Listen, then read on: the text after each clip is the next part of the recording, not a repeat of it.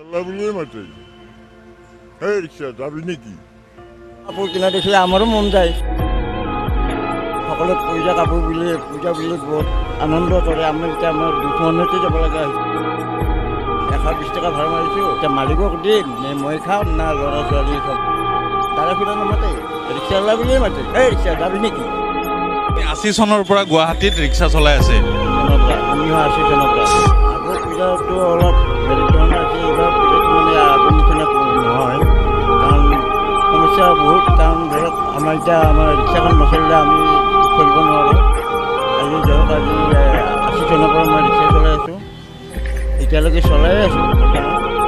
কিন্তু আমাৰ কাৰণে পূজা মানে আমি এতিয়া